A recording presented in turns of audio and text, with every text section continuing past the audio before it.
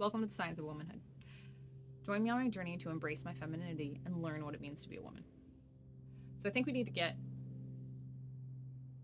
talk about the elephant in the room, get the cat out of the bag, whatever generic saying you want to use. What is a woman?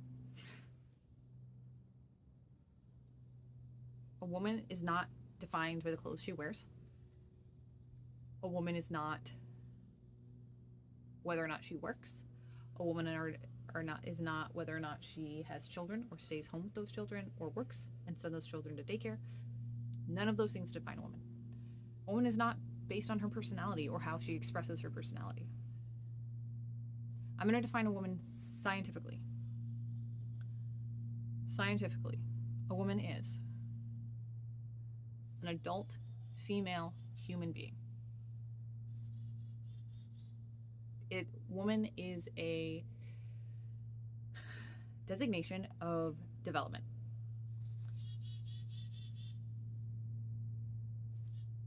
There's a reason that girls are referred to differently than women. You wouldn't call a 3-year-old female a woman.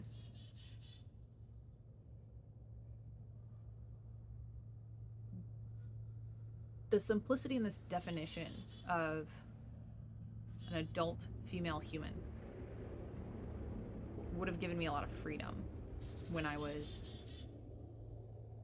in high school. I struggled a lot because I never felt like I belonged. I never felt like a woman. I never felt like a true woman. I can get more into that at a later time, into the details of my high school years and why I felt that way. The community I was in said that it meant to be a woman, you had to look and act a certain way. And I never meshed with that. My personality did not line up with those traits. And so it left me wondering, what am I? And our current society would tell us then, well, that obviously means you're not a woman and that you must be something else, and you get to define who you are and what that is. But that's insulting. And I refuse to accept that belief anymore, because we are so much more than the stereotypical boxes that culture and society try to put us in. I'm not less of a woman because I don't like pink and I like black. I'm not less of a woman because I choose a different path for my life than the person who chooses to pursue their career. I'm not less of a woman because, or more of a woman because I chose to stay home. Those are just different choices, and those have no impact on whether or not I am a woman or whether or not you are a woman.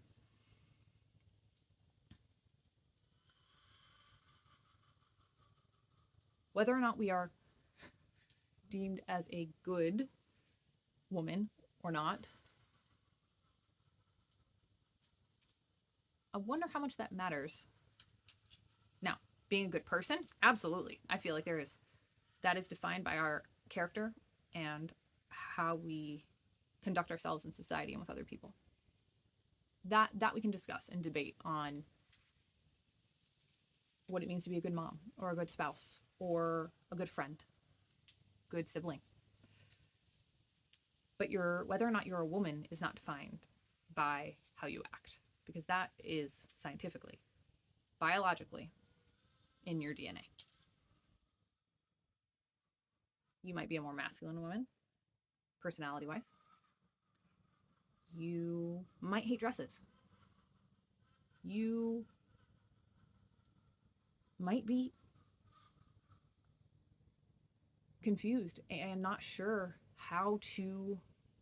who you are and where you fit. I can empathize with that.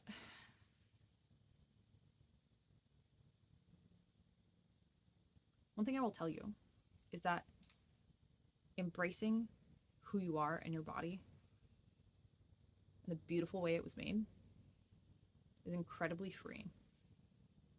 And taking care of it and working with your body as opposed to against it, it's amazing how our minds change and how much our mental and our physical bodies impact each other. And when we start to look at our bodies as something to be taken care of and worked with, not against, and learning what makes the female body different, and that it has a different way of functioning than a male body, that certain studies and practices and exercise routines or food or things like that, we have to view ourselves differently. We have to look at our cycles. We have to look at all these different things, and that is not the enemy. That our menstrual cycle isn't the enemy. That it's actually a beautiful sign of the rhythms and how in tune our bodies are with the world and the cycles of nature and the seasons and all of these things, and how much that cycle is a reflection of our overall health and how we're treating our body, and how that can be a window into how our body is feeling and acting and how we're treating our body.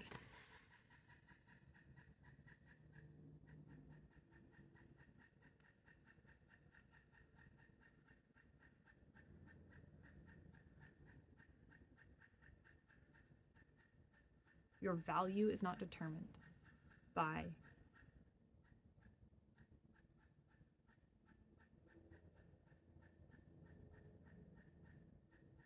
your identity in, especially in identity politics. Your value is inherent as a human being.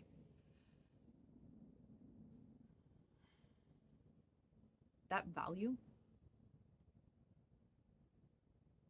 is not based on how intelligent you are, how pretty you are, how hard you work. It's not based on how much money you make or whether or not you're in a relationship.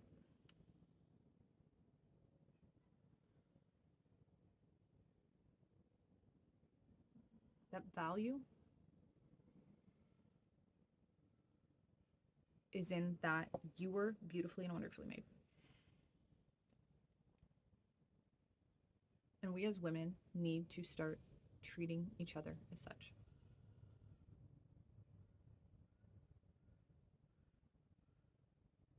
Regardless of your personality or what your favorite color is, or whether or not you choose to pursue a career, or how you choose to embrace your femininity or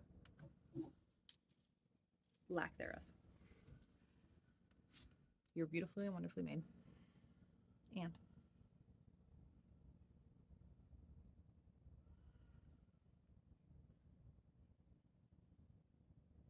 your DNA is what defines whether or not you are a woman. You don't have to fight against it. Being a woman is not a curse, it is not a bad thing. When it is viewed through the proper lens, it can be a beautiful thing and a beautiful partnership.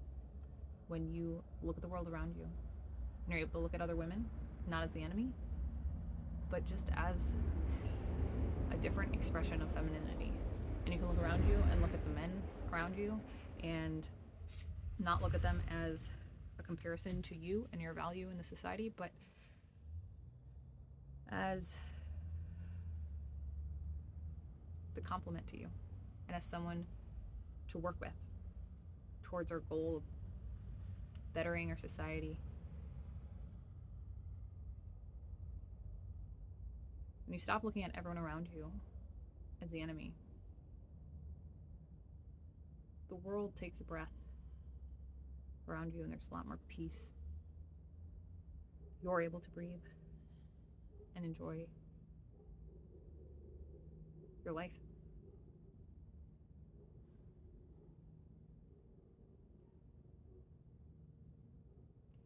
Thank you for listening. Here's my little spiel on what it is to be a woman. If you'd like to hear more videos like this, please like and subscribe.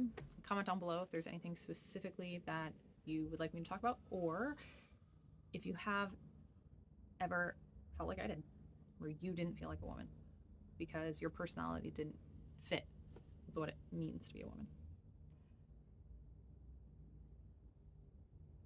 Thank you for listening, and catch you in the next one.